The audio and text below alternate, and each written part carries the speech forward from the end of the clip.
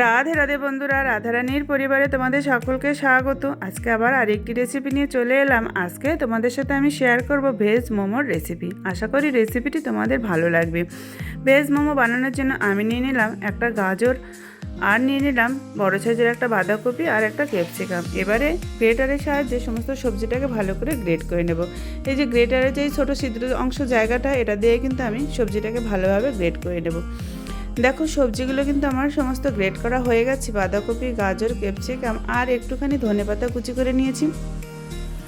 এরপরে সমস্ত সবজিটাকে বড় একটা বাটিতে ঢেলে নেব। ঢেলে নিয়ে সামান্য পরিমাণে লবণ দিয়ে সবজিটাকে একটু মেখে 5 মিনিট রেস্টে রেখে দেব। তাহলে কি হবে, সবজির যে এক্সট্রা জলটা আছে সেটা ভালোভাবে বেরিয়ে যাবে, আর মোমোর পুরটা বেশ সুন্দর একটা শুকনো শুকনো পুর তৈরি হবে। তাহলে মোমোটা বানানোর সময় কিন্তু আমাদের কোনো অসুবিধা হবে না। যে সবজিটা মেখে এবার আমি 5 মিনিটের জন্য রেখে দিলাম। ফিরে এলাম 5 মিনিট বাদে। এবার এই সবজির থেকে যতটা জল বেরোবে সেটাই তোমরাই দেখো। একটা ভালো সুতির শুকনো পাতলা কাপড় নিয়ে নিলাম। এবার এই পাতলা কাপড়টার মধ্যে সমস্ত সবজিটাকে ভালোভাবে ঢেলে নেব। ঢেলে এবার সবজির যতটা জল আছে সবটাকে আমি চিপড়ে বের করে নেব। এই প্রসেস করলে কি হয়, সবজির ভেতরে কিন্তু আর কোনো একটু জল থাকবে না। হাত দিয়ে করলে অনেকটা জল থেকে যায়, কিন্তু এই কাপড়ের সাহায্যে করলে সব সবজির জলটা কিন্তু একদম ভালোভাবে বেরিয়ে যাবে। তোমরাই দেখো যে এইটুক সবজিতে কতটা জল বেরিয়েছে। এই জলটা কিন্তু তোমরা না ফেলে দিয়ে আটা বা ময়দা মাখার সময় ইউজ করতে পারো, বা যে কোনো সবজিতেও দিতে পারো, বা স্যুপ তৈরি করলে সেটাও দিতে পারো। এই যে এবারে খুলে ফেললাম সবজির পুটলি থেকে বের করে নিলাম সবজিটা। একদম ঝরঝরে সবজি। এবার এই সবজিটাকে সাইডে রেখে দেব। তারপরে আমরা প্রথমেই তৈরি করে নেব মোমো বানানোর ডোটা। নিয়ে নিলাম একটা বড় সাইজের বাটি। এবার তার মধ্যে নিয়ে নেব 2 বাটি ময়দা। ভালো করে চেলে নেব ময়দাটাকে।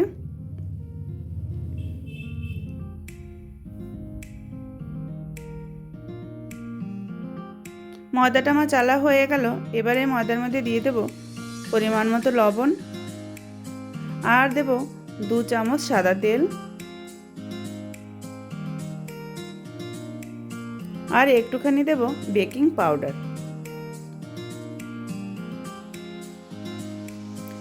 এবারে সমস্ত শুকনো উপকরণটা ভালোভাবে মিশিয়ে নেব। তারপরে অল্প অল্প জল দিয়ে সুন্দর একটা সফট ডো তৈরি করে নেব। যেরকমভাবে আমরা আটা রুটির ডো তৈরি করি সেরকমভাবেই কিন্তু এই ডোটাকে তৈরি করে নিতে হবে।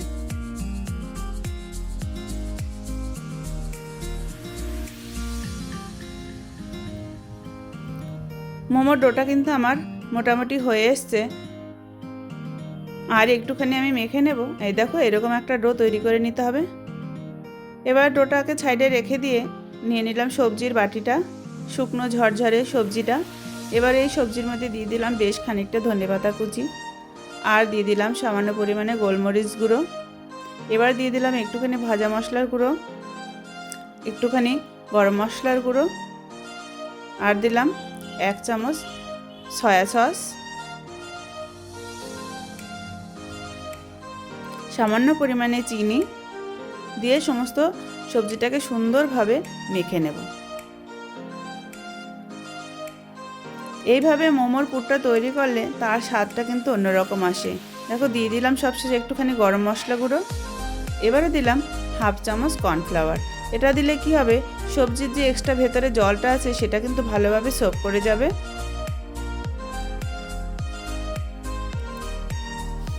ভালোভাবে মিশিয়ে নিলাম। সবশেষে দিয়ে দিলাম 1/2 চামচ তেল। তেলটা দিয়ে আবার আমি ভালোভাবে মিশিয়ে নেব। হয়ে গেল আমার ভেজ মোমোর পুর রেডি। পুরটাকে এবার সাইডে রেখে দিয়ে এবার এই যে ডোটা, ময়দার ডোটাকে নিয়ে নিলাম। এই ময়দার ডোটাকে আর একটুখানি আমি মেখে নেব। মেখে এর থেকে বড় বড় লেচি কেটে নেব। এবারে এটা থেকে ছোট ছোট লেচি কেটে লুচির মতো করেও মোমো তৈরি করা যায়। আমি একদম বড় বড় করে কেটে বাটি দিয়ে সুন্দর করে আমি মোমো শেপ তৈরি করে নেব। এখন এই মোমো বানানোর পালা। বড় একটা লেচি নিয়ে নিলাম। এটাকে এবার আমি রুটির মতো করে বেলে নেব। ময়দার গুঁড়ি দিয়ে এবার সুন্দর করে পাতলা করে রুটির মতো আমি বেলে নেব।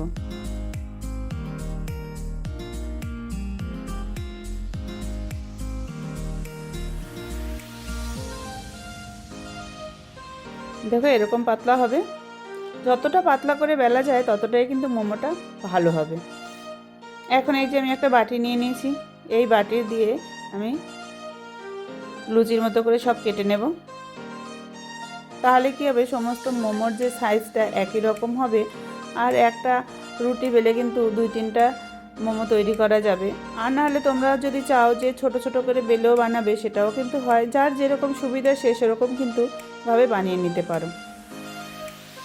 এবার এটাকে আমি আবার আরেকটু পাতলা করে নিলাম।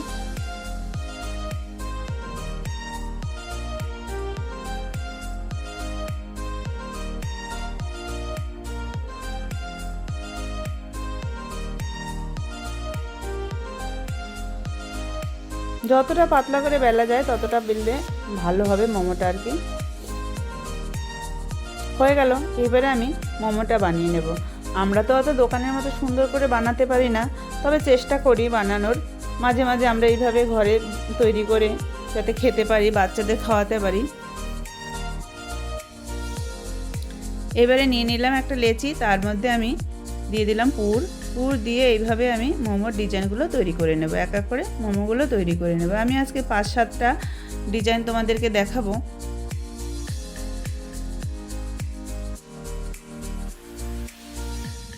বানানো কিন্তু অতটা কষ্ট না, সোজা তাড়াতাড়ি হয়ে যায়। খুব সুন্দর না হলেও কিন্তু যতটা পারি ততটা চেষ্টা করি।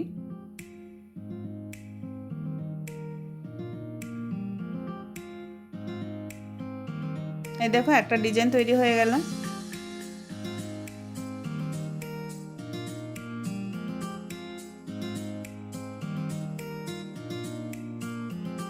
আবার আর একটা তৈরি করে দেখাচ্ছি।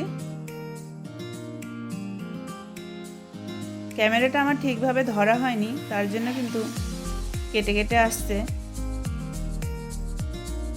এই যে আর একটা মোমোর পুটলি তৈরি হয়ে গেল, পুটলি মোমো। এইভাবে আমি সব মোমোগুলো তৈরি করে নেব। দেখো আর একটা ডিজাইন তৈরি করছি আমি।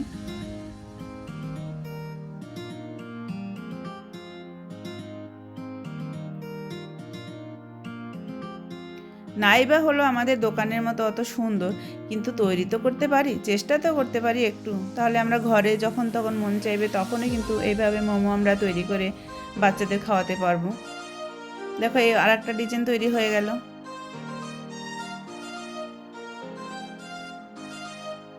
এই ডিজাইনের মধ্যে যার যেটা ভালো লাগে সে সেটা তৈরি করে নিতে পারবে।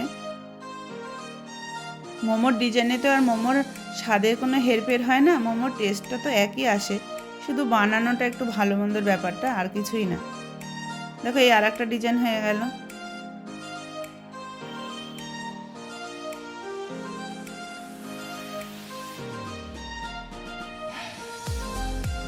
এই যে আমরা যেরকম পুলি পিঠা বানাই সেরকমও তৈরি করে নেওয়া যায়।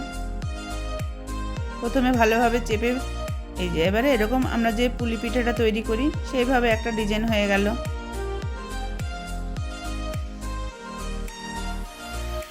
এই ডিজাইনের মধ্যে কার কোন ডিজাইনটা বেশি সবচেয়ে সোজা মনে হয় তোমরা আমাকে কমেন্টে জানিও। এইভাবে দেখো আমি বাকি সব মোমোগুলো তৈরি করে নেব। এখন এই মোমোটা যে আমি স্টিম করব, তার জন্য নিয়ে নিলাম একটা ছিদ্রযুক্ত থালা। থালাটার মধ্যে আমি কিছুটা সাদা তেল ভালোভাবে মাখিয়ে নেব।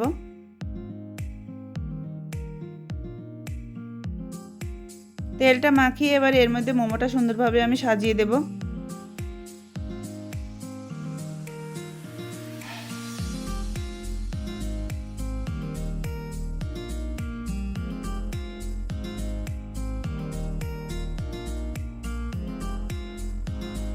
এবার আগে থাকতে আমি কড়াতে জল বসিয়ে দিয়েছি, জলটা বেশ ভালোভাবে ফুটে উঠেছে। এবার এই কড়ার মধ্যে আমি এই থালাটাকে বসিয়ে দেব।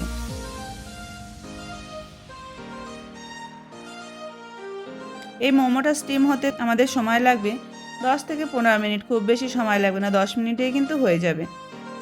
ফিরে এলাম 10 মিনিট বাদে।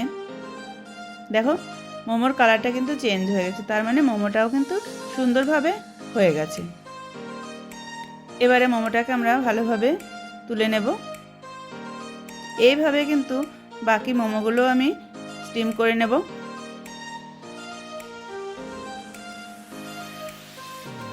মোমো কিন্তু আমার সব রেডি। এবারে আমি গ্রিন সস আর টমেটো সস দিয়ে মোমোটাকে এইভাবে পরিবেশন করলাম।